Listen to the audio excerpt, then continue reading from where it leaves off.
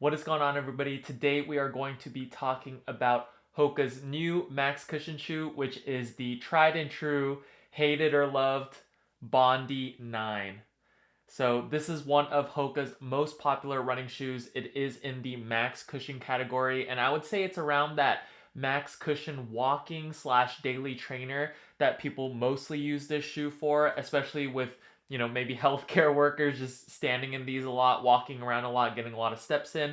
So with that being said, let's get right into my first run review, which is essentially just a first impressions video. So to preface the first run review, I did run 3 easy miles in the HOKA Bondi 9. So this video, I'm going to talk a little bit about my first impressions on how the cushion felt, the performance, how it fit, things like that. So it's not going to be too in-depth, and also take it with a grain of salt because I have only ran one time in the shoe and it's basically just an initial try on. Starting out with the outsole of the Bondi 9. As you can see, it looks like a pretty traditional HOKA pattern.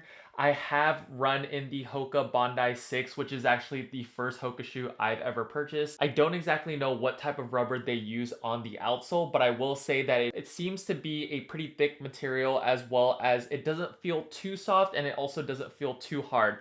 With a lot of coverage throughout the outsole, I think that hopefully these will last quite a while. Now, when it comes to traction performance on the outsole, I ran in perfect conditions. I live in California. Right now it's about 75 degrees. I ran mostly on the road in my little 3-mile run, and the traction performed phenomenally, as I would expect, as this is a brand new shoe and I was using it for its intended purpose, which is running in sunny conditions as well as just on the road. So with traction on the Bondi 9, if you run in similar conditions, you're going to be good to go, at least from a first impressions point of view. Now, when it comes to durability on the outsole, typically on my first run reviews, I don't like to talk about the durability just because I have no idea how it's going to hold up, as I've only ran, 3 miles in the shoe.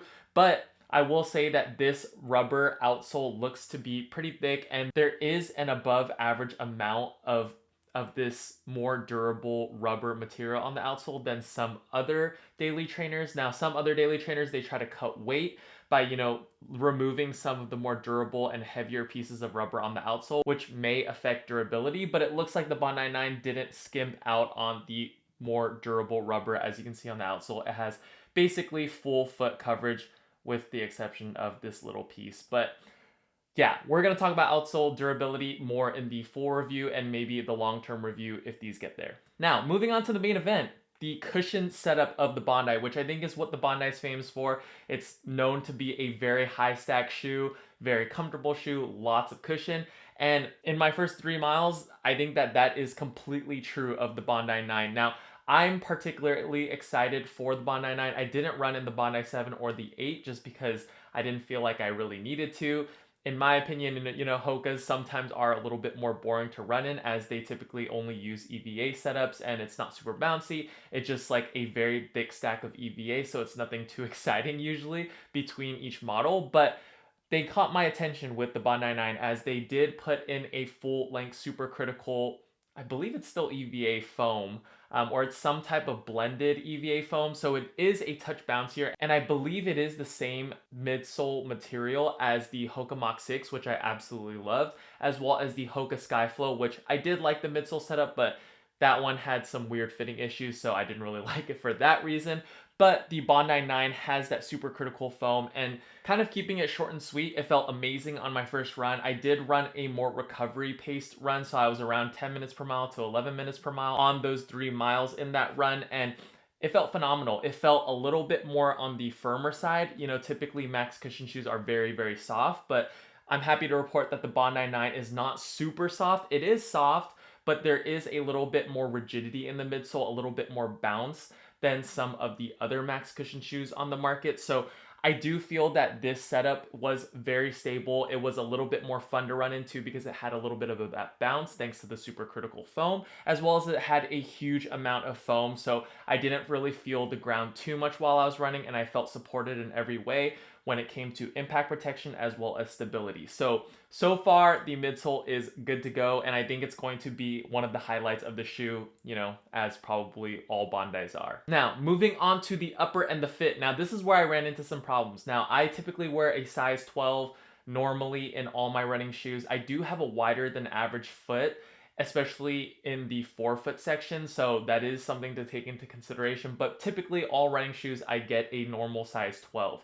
I got that in this shoe because I ordered it online and I wasn't able to try them on in store. And I will say that typically Hokas do run a little bit narrow for me. I'm not exactly sure if that's everyone's experience, and the Bondi was no different than that. I did feel that my forefoot was a little bit snug for my liking, and I did feel like my pinky toe was begging to jump out or begging for a little bit more width in the forefoot. And I do think that, maybe it could be my fault that I didn't order a wide size, but I was just kind of banking on the fact that I typically wear a size 12. And also for the sake of the shoe reviews too, it's a little bit easier to get my true size and then let you guys know if it runs true to size, because I know how my size 12s typically fit across all brands. So I do think that it is a little bit narrow in the forefoot. I do like the snug part of the fit, which, like, I think you guys can kind of see a common trend with a lot of my sneaker reviews is I like it when sneakers fit pretty snug with my size 12, but I don't like when, I'm bending the shoe or I'm actually running in the shoe and my pinky kind of feels like it's getting a little bit too close for comfort or not having enough space to kind of expand, especially for longer runs. So I'm hoping that, this material is going to break in, kind of like the Saucony Ride 18s. That one had a very soft upper. So, with my pinky toe bulging out in that shoe, it didn't really bother me too much. But I will say that the Bondis do have a little bit more of a structured mesh than the Saucony Ride 18. So I'm still fingers crossed that it's going to break in and that's not going to cause any problems. But if you do have a wider foot like myself, I would maybe push you in the direction of ordering the wide if you can't try them on in store, because I do feel that these run a touch narrow. But keep in mind, I still haven't broken in the shoe completely. If you do have a normal width foot or a narrow foot, I think you're going to really like the fit of these. They do provide a little bit of a snug fit, but they are comfortable once you get kind of the right lacing setup. So I would say the midfoot and the forefoot a little bit snug. Now the back half of the shoe, the heel lockdown, I did have to put a runner's loop to get nice heel lockdown. So after I got the runner's loop on, I didn't really have any problems with the heel lockdown. I loosened up the laces quite a bit in the forefoot, and I kind of like loosened the midfoot a little bit looser as well. And then I kind of tied the top half of the lacing system pretty tight to lock down my heel. So it was a little bit of a weird lacing setup, but we'll see as I put more miles onto the shoe if that upper breaks in and I don't have to do all that stuff just to get a good fit in the shoe. So with that being said, let's move on to the upper materials and just how the upper felt on my foot. So this upper, I'm going to be super honest, I feel like Hoka kind of cheaped out on the upper. This upper feels like a very cheap mesh. It's very thick, so hopefully it'll last a long time. It feels a little bit rigid for a mesh, but it's not plasticky by any means. I just feel like with the amount of shoes that I have, which I mean, over the course of the years, it's been like over 200 plus pairs. I do feel like this type of material is, acceptable for $100 retail shoe or, $100 and under, something more along the budget lines. But for Hoka to charge $170 and then kind of throw this up around, like, yeah, it does get the job done. It does lock in my foot. It does give me heel lockdown. It's probably going to be supported, pretty durable. But just to the touch and on my foot, it just felt a little bit cheap.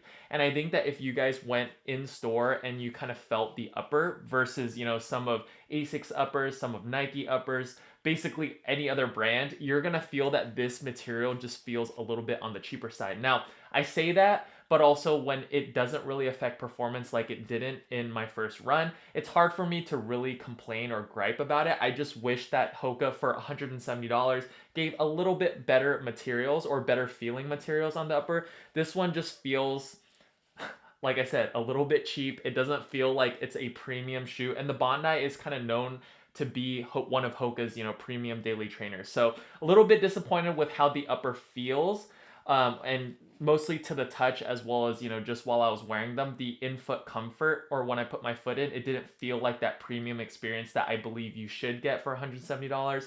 Now, the performance of the upper was totally fine. Like I said, it supported me, fit a little bit snug, but I will also say that the mesh is on the thicker side, and when I do the light test, there's not a whole lot of breathability going on. It was 75 degrees when I was running outside, but I didn't feel like any wind through my toes, and I don't think that ventilation is going to be good in this shoe. So if that's something that you're looking for, this upper is definitely not going to cut it. If you also like, knitted or soft uppers, really premium feeling uppers, I don't think that this shoe is going to be for you, just because I feel like the upper they kind of skimped out on. But with all that being said, the midsole is extremely comfortable. I don't want to say it too early, but I kind of got flashbacks, or not really flashbacks, but the midsole kind of reminds me of the Asics Super Blast 2, where it feels a little bit bouncy. It feels like a little bit more responsive, and the whole midsole just feels like very lightweight, and it feels like it's propelling you forward. Obviously, these are a lot heavier than the Super Blast 2s, but they just have a similar feel underfoot, at least from when I ran in these for the first time. Obviously, this one does have a little bit more oomph to them, and it is on a wider base, as well as it just feels like a bigger shoe. So it's maybe like the Max Cushion Super Blast 2 alternative that's a little bit cheaper. But yeah, that's kind of like my way too early comparison for this shoe. It feels like a big body Asics Super Blast 2, at least the midsole. So that is very promising. I hope that the midsole is going to kind of overshadow the upper's performance in the future, and I really hope that the upper does break in for my pinky toe.